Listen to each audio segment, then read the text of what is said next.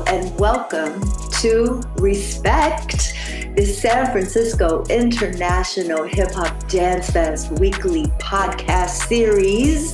My name is Micaya. I am your host, and this is my incredible host, Brandy Beazley. What's up, y'all? Brandy Beazley. I was thinking today, I know this is a little random, but the people on our team that work within the Dance Fest, whether they're our staff or our board, we love each other. Totally. Like, no question. We don't even, that's a given. That's just a given. We don't even, yeah. It's funny. I guess I didn't realize it was weird until I said I love you. I always say I love you at the end of when I'm saying to Kevin or to you or to Kristen or to Gypsy, Fomi, Simon, I love you. And people are like, you end your meetings with I love you with your staff. I'm like, yeah. Mm-hmm. That's not weird. It's a family. It is absolutely a family. I know every time, you're like, get your tickets. I'm like, yeah, come be a part of our family. This is our family reunion. Yeah. I just got these really cute fans that'll be given out to some of the lucky people at the Dance Fest. It'll have the program and then this donate, Deb, donate. The best nation is a donation, as they say. Love that. Oh my gosh. The best nation. I did not make that up. I didn't make that up. The turf kids say that. Nice. You never heard them say that, like on the bar? Mm-hmm. They're cute. I stole that from them. Believe me, I didn't make that up. Right on. So I don't know. We always tape, let's be honest, we tape these shows earlier, but right now it's probably good all October maybe. I don't know what the exact date is that this is, but it's October or so. And if you haven't gotten your tickets to the 27th annual San Francisco International Hip Hop Dance Fest, grab them now. I would say get the best seats, but Brandy, do you think there are any bad seats? No, I don't think there are any bad seats. And I've watched it from so many different places in that theater, right? I've watched it from way up. I've watched it from the sides. I've watched it from right in the middle, up close. I mean, it's a different experience in every seat, and they're all great. They are. Oh my God. There's not a bad seat. But if you have like a particular seat or seats or area, snatch that before they get taken. There's only 3 shows. One Saturday, the 8th of November, that's at 7 p.m.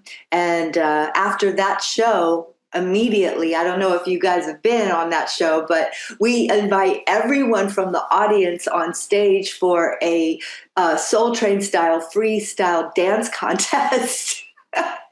And that has been so much fun. Right. We had such a good time because little kids get up there, grandmas, everybody in between. But this year, do you know I'm going to have 4 winners instead of 1? Wow. Okay. And 4 winners. I'm like, can I win?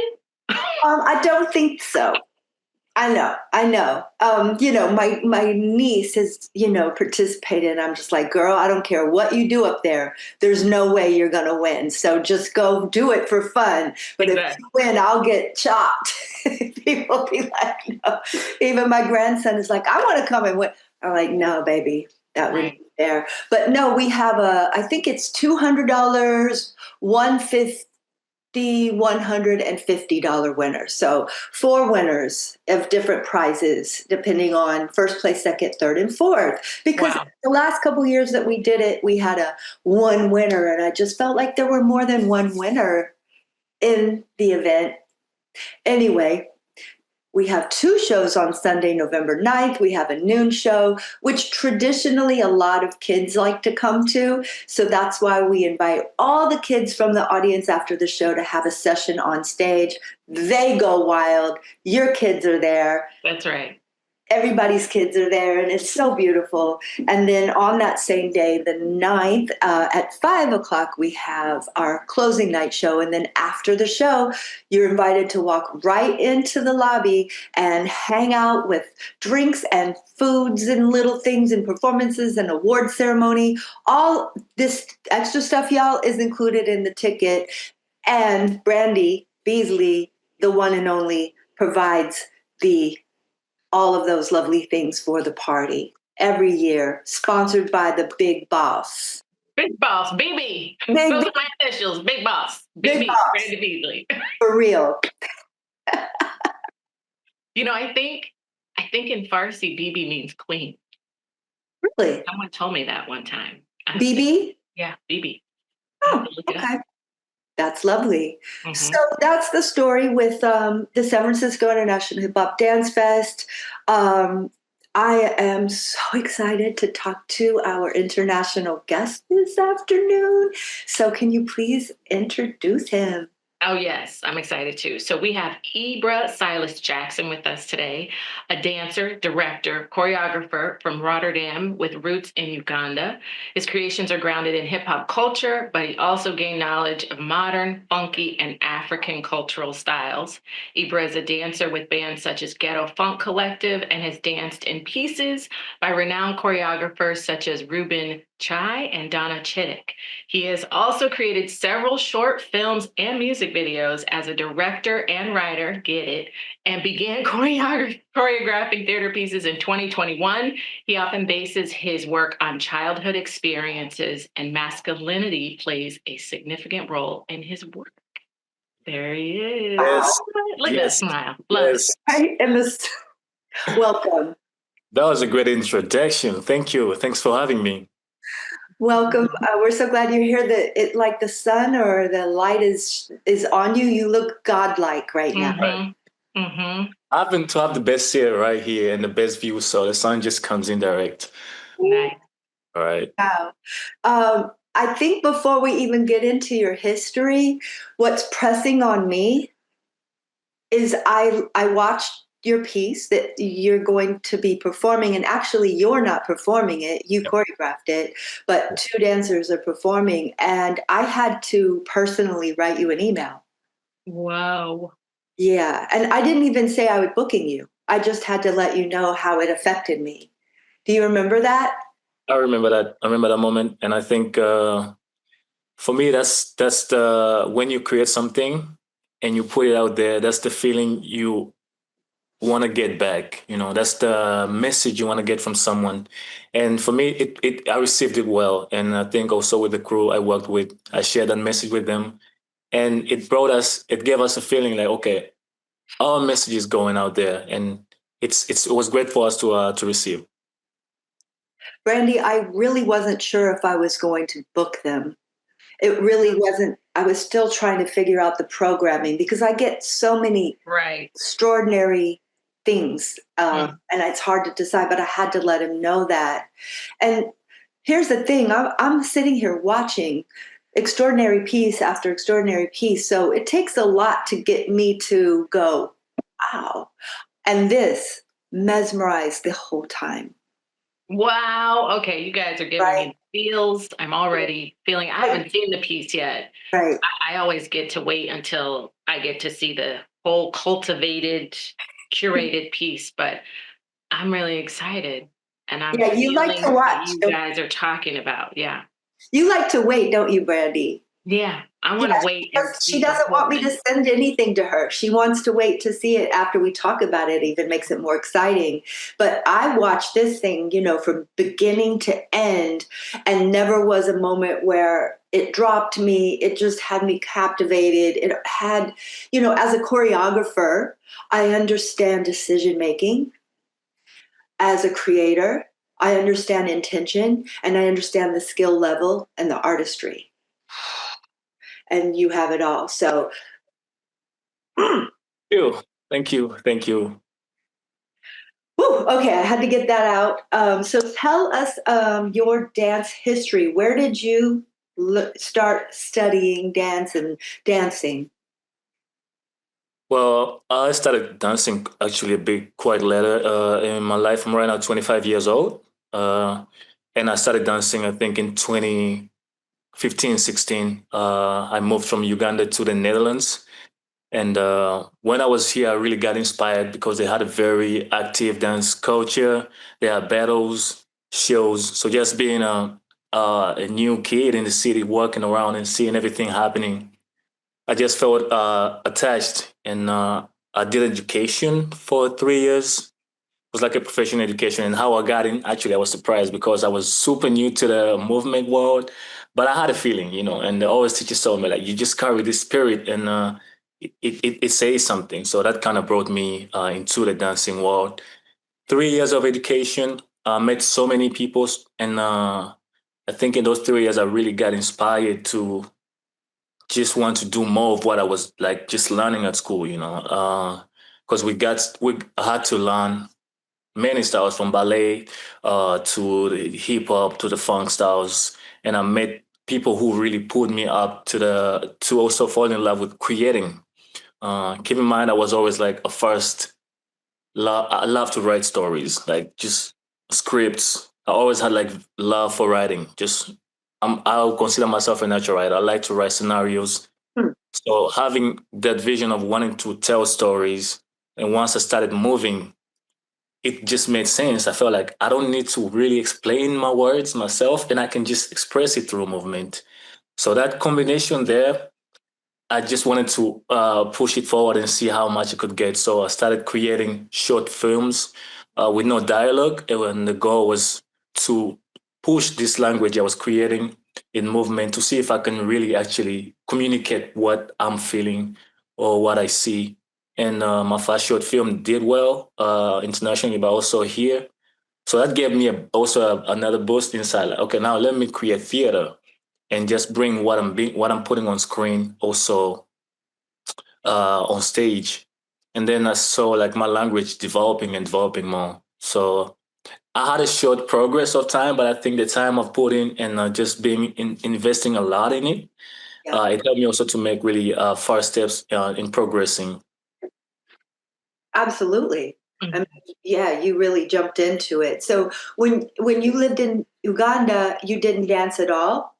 No, I actually played basketball and I was really good out there that I was like, I might make it to the NBA. I might go play in Europe somewhere. I was that good.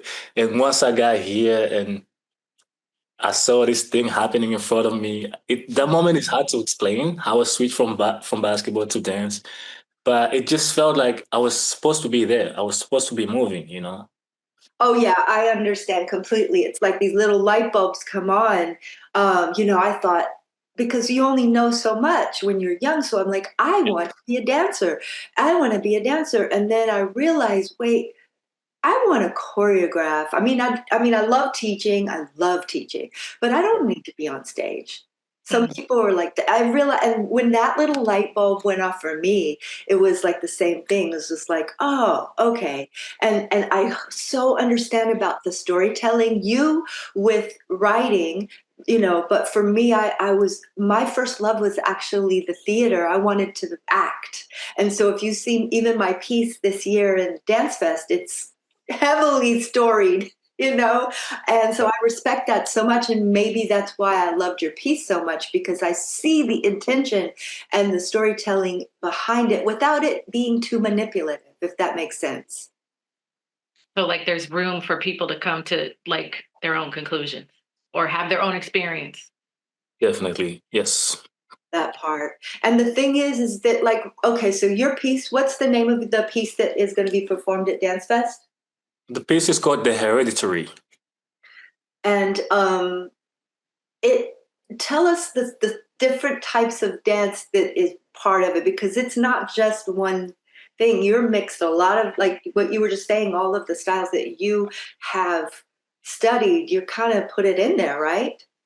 Yes, absolutely. So the hereditary is really, for me, a personal journey of how I developed as a mover, also as a dancer. If you look in the movements I'm using, because I wanted to not just showcase one style of land, but I feel like my generation right now, we're hybrids. We learn so much with just being faded. Like you learn from ballet to the street styles, and you move around with these styles in your head. So once you start really creating, you produce from a bag of a lot of things. And I wanted also to showcase that because around me, if I look at the new gen, how we are moving, we just have so much in the bag, and it's something I feel like we also should put out there. Like we move from a bag that can represent uh, a bigger audience. I feel like because we can move from contemporary, we can move from a contemporary standpoint of view, but also can do a hip hop piece straight up. So for me, I like that always the fusion, like, and the fusion it comes from trying to find an emotion, capturing emotion. Sometimes I can capture emotion by doing a hip hop style, but I need to slow something down. You Mm. know, so it's always for me. I always see my pieces as a movie scene that every picture you're gonna see has a certain emotion, where it's happening, where it's said, but the move is gonna be the trigger to whatever you're gonna experience. So that's how I would kind of say the movement is really a bag collected full of everything that I've learned as a young maker and the environment I'm in. It's a reflection of that. I just have to say, like, this is why this podcast is called Respect, because, like, just full respect for the depth of experience and, time and emotional energy, love, just sweat, tears, whatever that goes into creating a piece that gets put on stage at the San Francisco International Hip Hop Dance Fest and other, stages. But like, this is our goal, to take pieces like that and put them up for everyone to see. So yes, mad respect. Right on, Brandy. Like no one knows how much time it takes. We could be in a 3-hour rehearsal and go, woo, 20 seconds of choreography that I change the next rehearsal or something. Totally.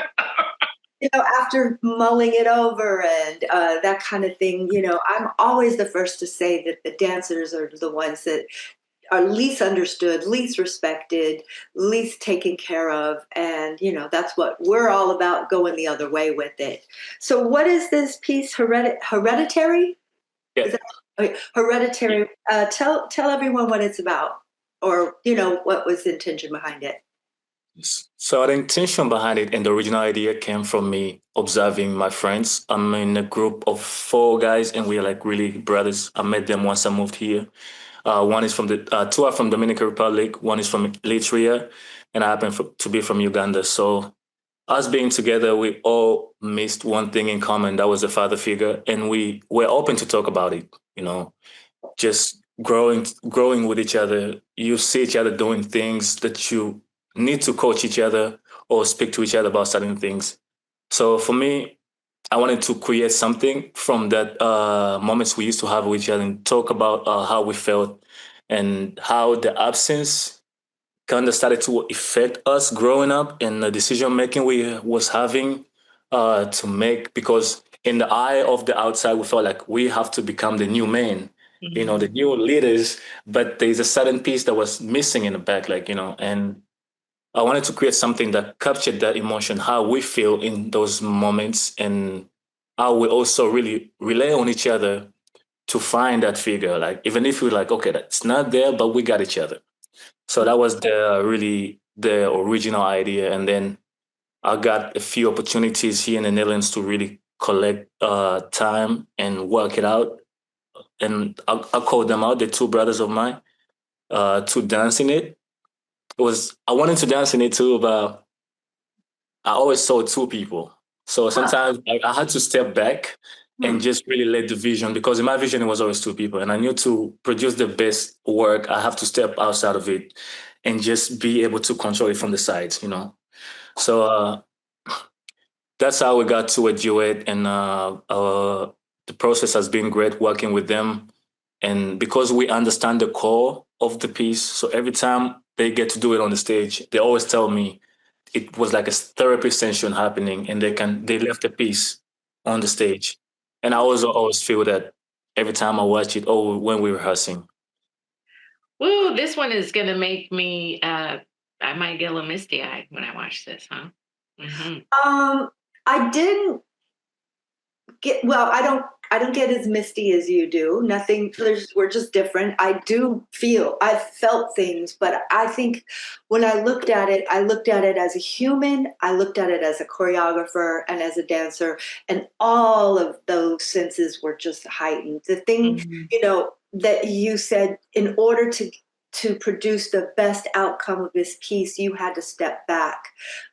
Honey, you can preach that to the people in the back, because all these choreographers want to be in the front and the center, and they just, people on the side of them are doing, well, who knows what. You can't really, I mean, do you agree, Ibrah, that you can't really get a good eye of what's happening on stage if you are on stage? 100% agree. 100% agree. That's something I've learned also in the process of creating that. Some visions that you really want to master, you have to have the absolute overview of it, and that overview can only get it if you're standing outside of whatever you want to create. Yeah. So definitely. Absolutely. And here's the thing, like, I choreographed my piece that's performing at DanceFest.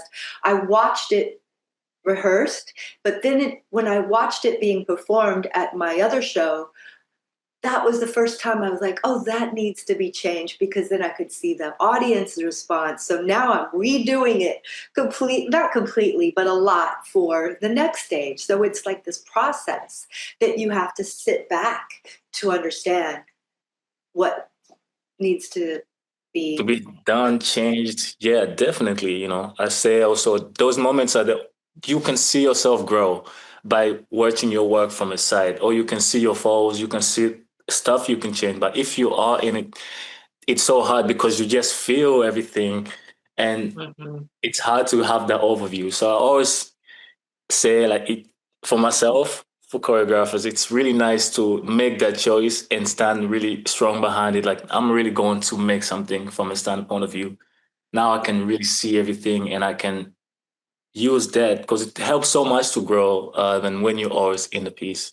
yeah. But seeing it being performed, it burns you, like, oh, I need to, I was supposed to be there. But it also, I think after a while, I could settle it in the heart and just understand, like, I've created something and I'm happy with it, and I'm grateful that it's really moving as I saw it in my vision. Mm-hmm.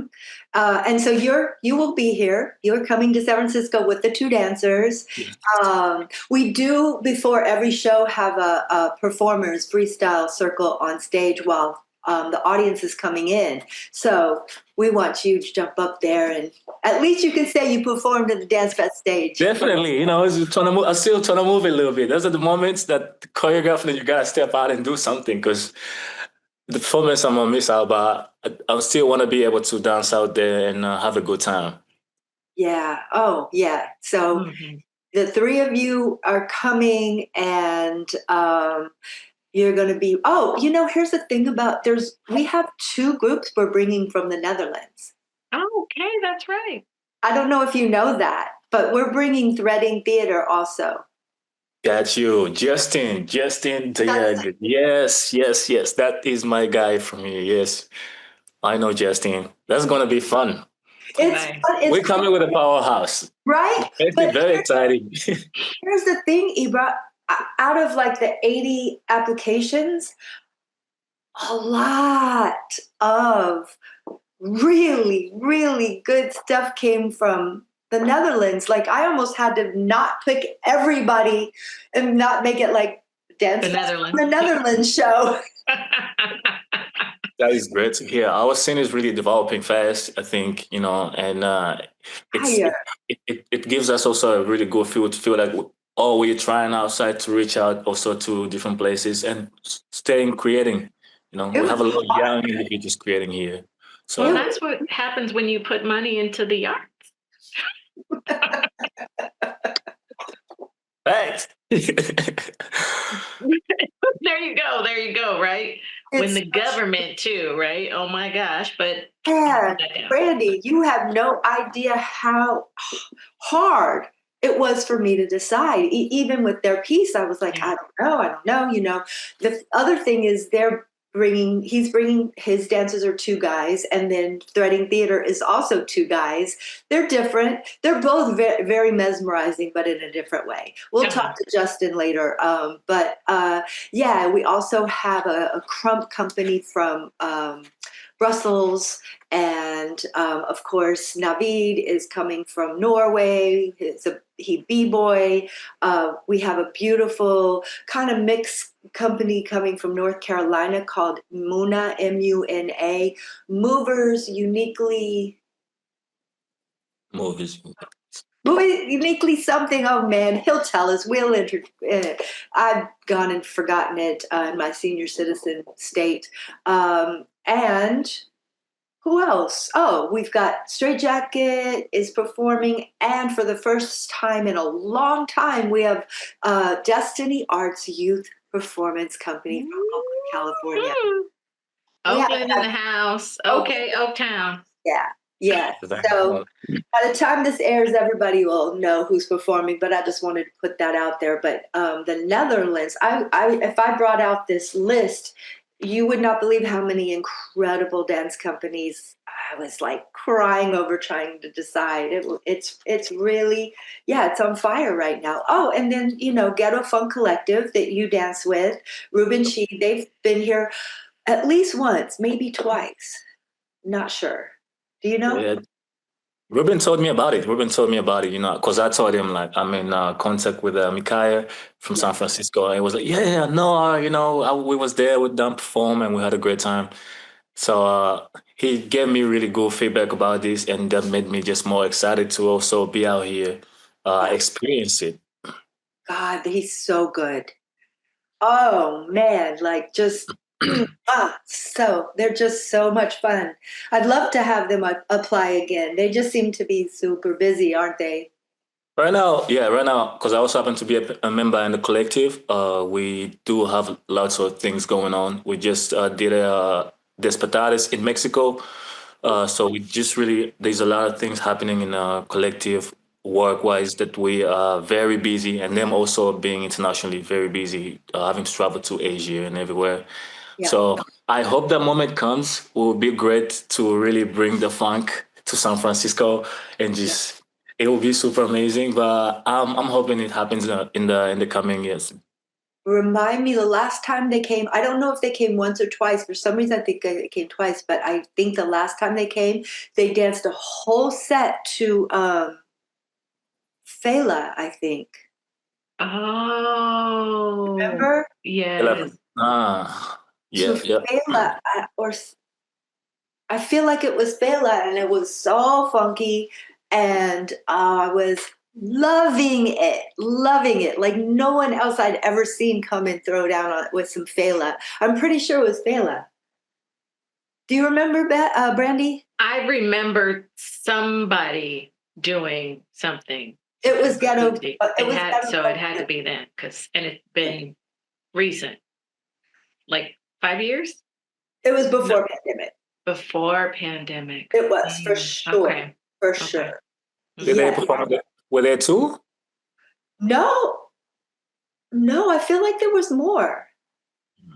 I feel like there were more. And I feel like I brought them twice. Maybe that might not be true, but I know that they've come out here, and I know they did a whole set to Fela, which was just so funky and so grown and so masterful, and like all the layers of the musicality. I was living it, I was loving it so much. Yeah, they're so that is ghetto funk, the absolute purest funk, and me being a member of them, like you get to learn so much, and just not about only the history of the music, the style itself. They just really live and embrace the culture, and it's super great to be around and also be a member. I think I'm learning so much just being with them also as a creator. How they set their shows, the energy, the culture. So it's exciting. I would say I'm on a team where I'm supporting us coming back in San Francisco, do something with Ghetto Funk. If that ever happened, it would be amazing. There you go. I would love it. Put it out in the universe. Yeah. Out there. Manifesting big time. Yeah. You know, I mean, a lot has probably changed since they came here. As far as, you know, my goal every year is what more can I do to make the dancers' experiences better? Honestly, that's my measure of success. Obviously, success to us and it's got to be financial. And, you know, let's hope that this year, you know, we get a lot more people come to the show than last year. And last year, our festival happened the weekend after the election of the president. And a lot of people just stayed home. They were really depressed because they couldn't believe that, you know, this person was president again. And Yep. I felt that way as well. However, I went to the festival and the artist healed me. So you've got to get to the space to allow the art to heal you, to lift you, to give you the hope, to give you the energy and the strength. So I'm hoping people come out this year now that, you know, it's been a year. Yep. Yep. Let's keep moving. It's Ooh, yeah. So, you know, just that we really, it's my goal to always, you know, with what little bit of funding we have to make this iconic for you as well. Because I already know that the audience is going to have an iconic time watching you and appreciating this high art, this incredible, you know, artistry, but it's the dancers, you know, this landmark of a theater and, you know, us flying you here and putting you in a little hotel and feeding you and massage therapists, all of that, you know, is important to us all in the DanceFest team. We like to be that first company or that first organization that said, that's what's important to us. Yes. That's why it's always been so hard for me because I don't have anybody else who's really done exactly what I did before me. So I've had to I always say this, I've had to figure this out every year a little bit on my own. And it's not easy. So, you know, for anyone listening, this is what you need to do. You need to go to the Dance Fest and donate. We are now a tax deductible organization, 501c3. Your donations will be, what do you call it? Tax deductible. All of them will be used for, Yeah. all of them come straight to us now. Yeah, straight to. All of the donations will go to us, and you know, we want to be sustained and we want to be around for a long time, just like the SF Ballet. Just like all the other institutions that make the art scene of San Francisco what it is. All right, I'm off my high horse. Thank you so much. I think today every one of my hairs stood up on my skin a little bit because I think you and I, Ibrah, have like a very strong artistic connection, a soul artistic connection. And I personally chose you because I, Micaya, really appreciate what you do. I'm hoping everybody else does too, but it's so much. I do so much that I am so excited to have you here. I can't wait to see you and your dancers. And thank you for your time today. Yes, thank you. Thank you so much. Thanks for having me. And we are looking forward to be there, meeting you all in person. And to show our work to San Francisco. And, you know, we have something beautiful for them. We're excited to show it out there. And I would say I can't wait to be there in person. Yes. All right. Well, Brandy, I love you. I love you. Oh, girl. We've been through. I mean, Ibrah, I love you too. You're part of the family. You get hugs when you get here. Hey, Yeah. much love. Thanks. I'm gonna say I love him too. I really do. I just love You you. can feel it. Yeah, you are our child. You know, we're now connected. We're family. That's right. Yeah, you are our child, our brother, all of that. So everyone, please take care of yourself. Get your tickets for the San Francisco International Hip Hop Dance Fest. It happens in November. If you already know, then you know. If you don't know, check it out one time, and then you'll be hooked into this experience. It is like nothing else. If you think it's a bunch of kids spinning on their head, guess what? It's way deeper than that. It's a lot more skill than that. There's a whole lot more artistry. Nothing wrong with spinning, because we will have that. Anyway, take care until next time. Much love and much respect.